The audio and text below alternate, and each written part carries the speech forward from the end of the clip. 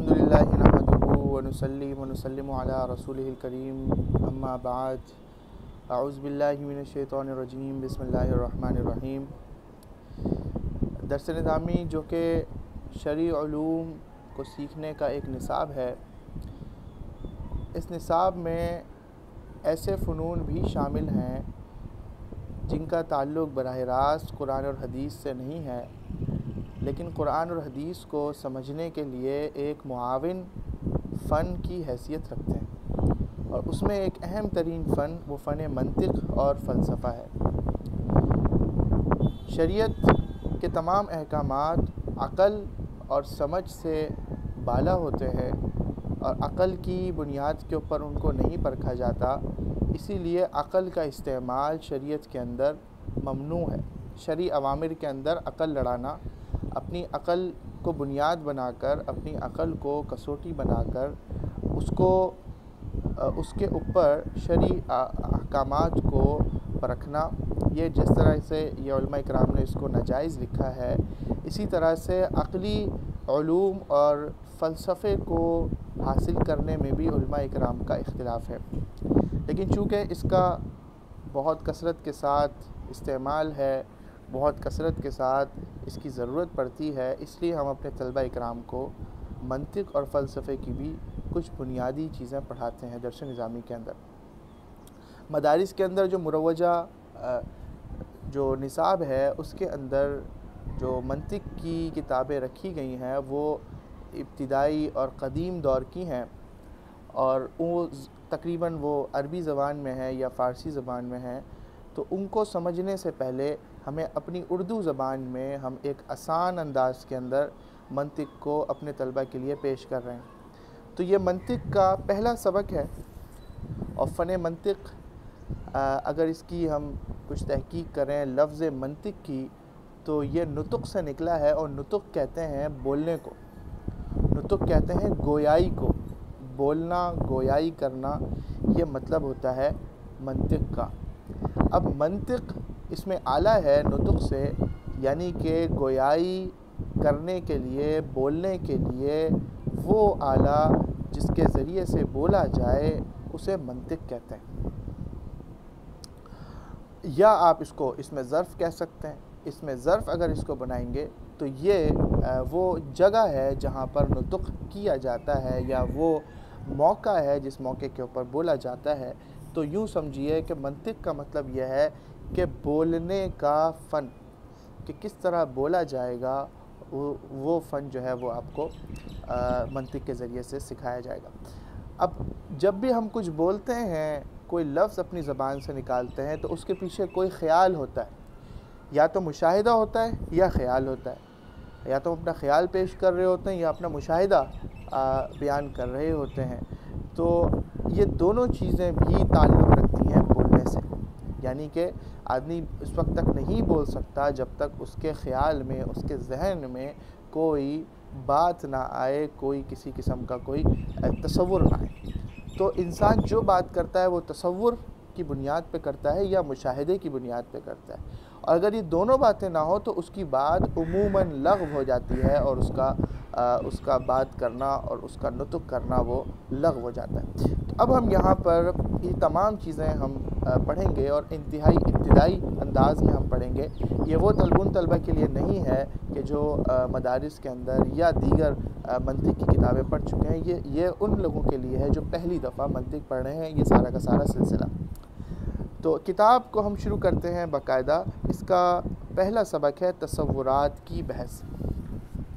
तसव्वुरात क्या होते हैं? तसव्वुरात को हम समझ सकते हैं कि वो ख़यालात और वो खाके जो जहन में आते हैं, और उनका कोई मुशाहिदा नहीं होता है, उनको हमने देखा नहीं होता है, उनके बारे में हमें इल्म नहीं होता, लेकिन वो बात तसव्वुर में आ जाती है।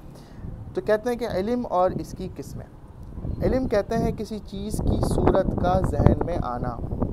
जैसे किसी ने बोला ज़ैद, और जहन में इसकी सूरत आ गई, तो ये ज़ैद का इल्म है।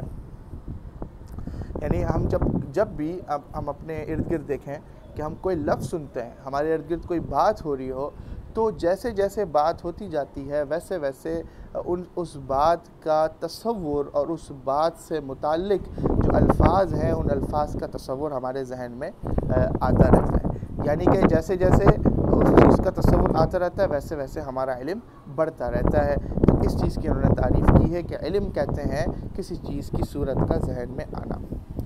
तो जैद का नाम लिया गया, जैद आपके 5-6 जैद आपके अगर जहन में थे तो वो सारे के सारे आपके जहन में आ गए और फ़ौरन से एक सवाल पैदा हो गया कि भाई कौन सा वाला जैद। इसके बाद कहते हैं कि इल्म की 2 किस्में हैं, तसव्वुर और तस्दीक। तस्दीक की तारीफ़ करते हैं कि तस्दीक इस बात का इल्म है कि फ़लाँ चीज़ है या फ़लाँ चीज़ नहीं है। या जैसे ये जानना कि जैद अमर का बाप है या जैद अमर का बाप नहीं है। यानी या तो हमारे इल्म में कोई बात होती है तो या तो वो एक मुस्बत होती है या वो मनफी होती है। तो उस बात की तस्दीक होना कि फ़लानी चीज़ फ़लानी जगह पर है, यानी कि इस बात की तस्दीक है कि कराची पाकिस्तान का शहर है, ये बात मुसद्दक़ा है। कोई भी आपसे कहेगा कराची तो आपके जहन में पहला ख़्याल आएगा कि कराची एक शहर है और वो शहर पाकिस्तान का शहर है। ये ख़्याल बिल्कुल नहीं आएगा कि कराची किसी और मुल्क का शहर है, यानी कराची इंडिया का शहर नहीं है बल्कि पाकिस्तान का शहर है। ये बात बदीही है और ये बात मुसद्दिक़ा है। इसके बाद दूसरी चीज़ है तसव्वुर। तसव्वुर वो इल्म है जो तस्दीक जैसा ना हो, यानी इसमें हुक्म ना हो। जैसे सिर्फ़ ज़ैद को जानना या ग़ुलाम ज़ैदिन को निस्बत ताम्मा ख़बरिया के बग़ैर जानना। अब तसव्वुर वो होता है कि हम तसव्वुर करते हैं कि जैसे अमेरिका में, जिस शख्स ने अमेरिका नहीं देखा वो तसव्वुर करे कि अमेरिका में दरख्तों के ऊपर पैसे लगते हैं। वो अगर ये तसव्वुर कर ले लेकिन इस तसव्वुर की तस्दीक ना हो तो इसको हम कहते हैं कि ये एक तसव्वुर है। ये एक ऐसा इल्म है कि जिसकी तस्दीक नहीं हो सकती और इसके ऊपर कोई हुक्म नहीं लग सकता। यानी अगर कोई कहे कि मैं अमेरिका जाऊंगा और वहाँ जाते ही मैं जैसे एयरपोर्ट से उतरूंगा तो वहाँ पर दरख्तों में पैसे लगे होंगे और मैं जो है उससे वो सारे पैसे मैं जमा कर लूँगा। तो जो शख्स ये ख़्याल करता है तो इसका ये ख़्याल एक तसव्वुर है और इस तसव्वुर की तस्दीक नहीं हो सकती। लिहाजा ये तसव्वुर एक ऐसा इल्म हुआ जिसकी तस्दीक नहीं हो सकती और इसके ऊपर किसी किस्म का हुक्म नहीं लग सकता। ना तो आप ये कह सकते हैं कि ये बात दुरुस्त है और ना ये कह सकते हैं कि ये बात दुरुस्त नहीं है। और ये दुरुस्त नहीं है हम ये क्यों नहीं कह सकते, चूँकि अगर आपने भी अमेरिका नहीं देखा तो आप भी इस पर हुक्म नहीं लगा सकते। हाँ, जिस शख्स ने अमेरिका देखा है तो वो तो हुक्म लगा सकता है, लेकिन जो शख्स ये तसव्वुर कर रहा है और उसके सामने बैठे हुए मुखातबीन उसके जो हैं उन्होंने भी अमेरिका को नहीं देखा तो वो लोग भी उसके तसव्वुर की तस्दीक नहीं कर सकते। तो ये आज हमने देखा कि इल्म की हमने किस्में पढ़ी हैं, तसव्वुर और तस्दीक, और उनके हमने कुछ तारीफ़ात पढ़ी और इनकी बुनियाद के ऊपर अब हम इंशाअल्लाह आगे मश्क करेंगे। इसको कहते हैं तमरीन, और तमरीन में कहते हैं कि आप ये मिसालों को गौर से देखें और इसमें ये बताएं कि कौन इसमें तसव्वुर है और कौन तस्दीक है। कहते हैं कि जैद का घोड़ा, अमर की बेटी, जैद का ग़ुलाम, इस तरह टोपी, अच्छी टोपी। अब ये आप मिसालें अगर आप गौर करें तो इन मिसालों के अंदर आपको कुछ जुमले, कुछ इसमें मिसालें ऐसी नज़र आएंगी जो कि तसव्वुर की होंगी और कुछ ऐसी होंगी जो कि तस्दीक की हैं।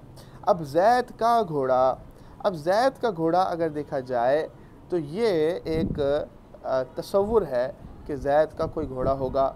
अमर की बेटी, अच्छा अमर की बेटी को अगर आप जानते हैं तो फिर तो ये तस्दीक है, लेकिन अगर नहीं जानते तो अमर की बेटी भी एक तसव्वुर है। इसी तरह जैद का ग़ुलाम, अब ग़ुलाम एक तसव्वुर है। इसी तरह एक टोपी, अब टोपी जैसे ही आपने लफ्ज़ कहा तो टोपी आते ही जहन में जो एक तसव्वुर कायम हुआ वो तसव्वुर क्या था, एक ख़ास किस्म की पहनने की चीज़ जो कि सर पे पहनी जाती है उसे हम टोपी कहते हैं, तो लिहाजा ये एक तस्दीक हो गई। इसी तरह अच्छी टोपी, ये भी तस्दीक हो गई। बकर खालिद का बेटा होगा, अब ये एक तसव्वुर है। इसी तरह ठंडा